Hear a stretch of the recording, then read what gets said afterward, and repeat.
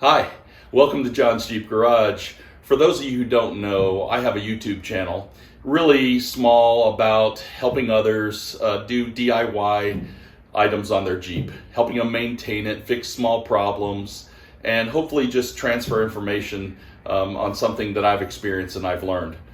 One of the things that people have asked me is how come my Jeeps that I own last so long? And what I mean by that is I have a 1998 Jeep. This is year right now is 2021. I have a 2000 Jeep. I have two 2016 Jeeps. And there's some basic principles I've learned through my experience in the industrial manufacturing environment that I apply to what I do with vehicles. And so hopefully this video will share the insight of that for you, and we can learn about something called TPM. It's a methodology. Total Productive Maintenance is the original name. You'll see there's different versions through different corporations because they put their own twist on it, but basically it's a methodology that really helps extend life. It helps identify problems and helps you continuously improve vehicles that maybe people would have given up on. So come along, watch this video, and I hope you learn something. Thank you. Hi, welcome to John's Jeep Garage. I'm really excited about this next project. In fact, I'm going to do it in a series. And what it is I just purchased a 2000 Jeep Wrangler TJ. And yes, I know it's 2021, and that means it's 21 years old, but I'm definitely excited. And here's why. I work in the manufacturing industry and learned some principles a long time ago about something called TPM, Total Performance Management, or some people call it Total Performance Maintenance, and others have called it Total Predictive Maintenance. But it's a methodology on really understanding losses, focusing in on equipment, bringing it back to basic condition, and then way of sustaining that. And so those principles I'm going to try to apply specifically on this Jeep. And though it may not be what you would do in a 24/7 operation in a manufacturing environment where you have a team of people focusing in on biggest losses or equipment, it will apply to a specific, let's say, equipment center or machine like this Jeep. And the principles I use, hopefully you can use, which really will extend the life of this vehicle, even though it's 21 years old. It will also reduce any type of force deterioration and will help us monitor and keep up to date small problems before they become large ones. So I'm really excited to share that with you and ready to get started talking about this Jeep. Thank you for watching. Okay, let me tell you the difference between industrial applications for this methodology or what I'm going to do with this Jeep. From an industrial setting, the reason we even talk about TPM is because we are looking at changing really three things. Number one, we want to have breakthrough results. So we want to take a current efficiency, uptime, run rate, and we want to bring it to the next level. Not just a little bit, but to the next level. Usually you even apply things like this because you have a lower run rate or what I talked about earlier, a loss. And you focus in either a line or an equipment center. The reason you focus and you're doing all of these things is because you want it to run. You want to eliminate breakdowns, you want to eliminate minor stops, which are usually 10 minutes or less. On the same applies here for this vehicle. I'm doing things because I don't want it to break down. I want it to run effectively. I want it to perform as it was when it was new without having to buy a new Jeep. So the things that I'm going to do or the methodology that I apply to this Jeep would be the things you do in an industrial setting. The difference is this Jeep doesn't run all the time, and sometimes equipment in a manufacturing environment runs constantly. Again, same principles apply. And just really quick to highlight the other two benefits that I mentioned in TPM is really a clean and organized environment.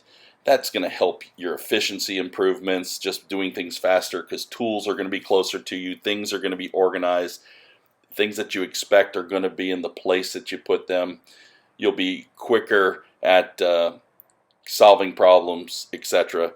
And you will see this through principles such as 5S. The involvement of the entire team is needed to make this successful. So if you're doing this for yourself at home or you're doing it for a team at work, building capability and learning more about what you're doing so that you can take on those tasks is going to help you in the long run, where other people can focus on extending life and working to solve future issues through predictive principles. So we're going to start defining and understanding basic condition, because that's what you want when you're dealing with a Jeep. You want to restore it to basic condition. And to me, the definition of basic condition, there may be a few out there, but for me, it is clean it, get it all clean. It is tighten everything back to a standard that it should be. Things are loose, it's 21 years old. I don't think everything is going to be attached the same way that it was before. And we want to lubricate. This Jeep has a lot of lubrication points. We have a lot of oils running through this system. We want to get the lubrication back in order.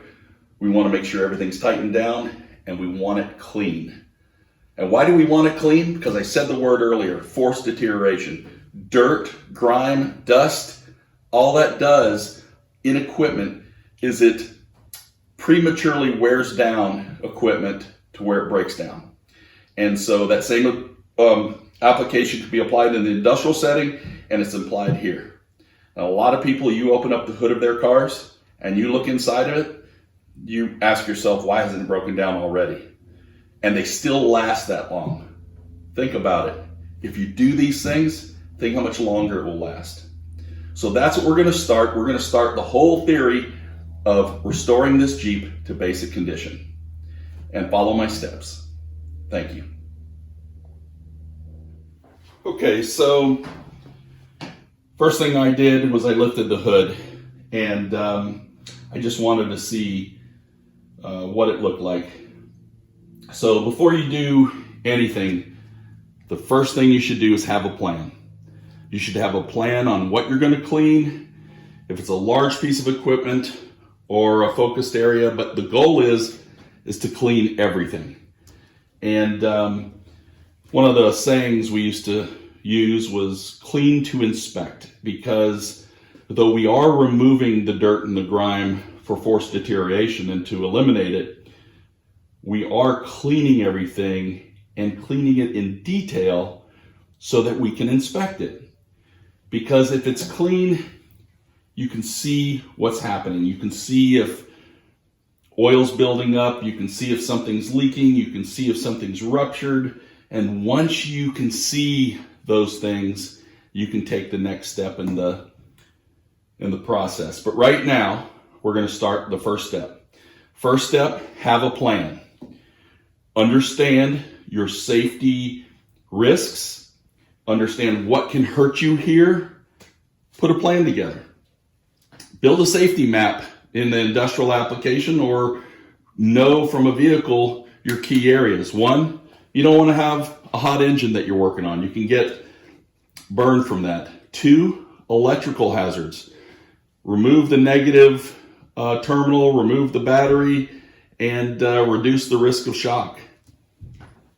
Make sure you have adequate ventilation. Depending on the type of chemicals or depending on the cleaning solutions you're using, make sure you have protective gloves. Look at safety glasses as a definite, but have a plan. And then once you start the process, go through every single area of the Jeep. And some things, for example, I'm not going to take this engine and I'm going to hose it down, because if you do that, there are some things that you can risk damaging. I may do that in some parts of the application, but right now I'm going to start hand cleaning it in detail. In an industrial setting, you may have a team doing this. You're going to communicate your safety plan, you're going to communicate your cleaning plan, you're going to order the supplies that you need, and then individuals or teams will work on cleaning this. Right now, as a Jeep owner, I'm going to focus on the details of cleaning this, and this could take me a couple days, I don't know. But first step is I'm going to clean everything, because I'm going to clean it so I can inspect it. And I'm going to discover things, and then we'll talk about the next step in the process once I do that. Okay? Clean everything.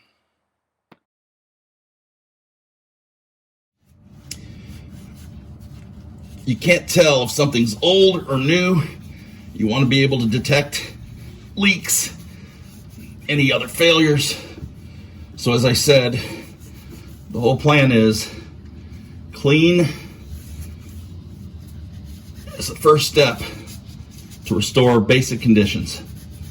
And the reason behind that, you're cleaning to inspect.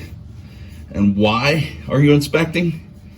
There's an old saying, you're inspecting to detect, you're detecting to correct, and you're correcting because you want breakthrough results, right? You want to perfect it. And this is what TPM is, and some people may say it's not worth it at home to do this to your vehicle, but I can tell you, my vehicles last a long time. I don't want you to think that spraying something on this actually takes the place of good scrubbing, because though you may have a degreaser, and depending on your equipment, you need to know what you can and can't use. Scrubbing is really the secret.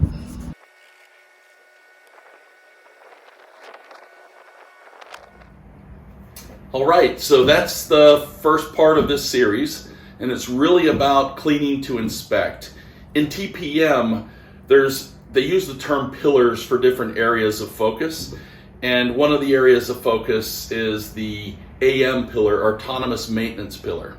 So for me and you as a Jeep owner, we are the operator of this Jeep. In fact, we're also somewhat the mechanic for those smaller items. Same thing in an industry. You have an AM pillar, which really is focused on the operator, and the PM pillar, those are the mechanics. Those are the ones who have been highly trained to do higher level mechanical work, just like you would take your Jeep to the service center for professional opinion and for professional work.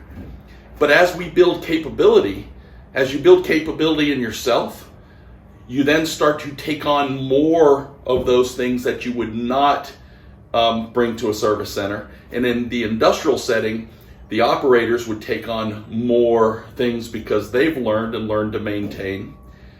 And then you start building that capability.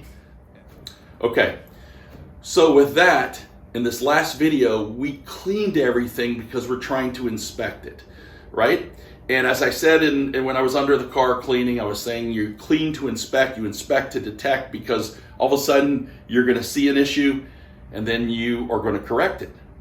And in TPM, at an industry, sometimes you discover things, but you can't correct it right then, so you have to somehow log it.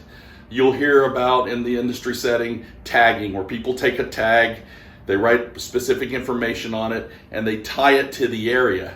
Well, in this Jeep, the engine's up, just like in industrial settings. You're not going to tie it to the fan blade because that has to move.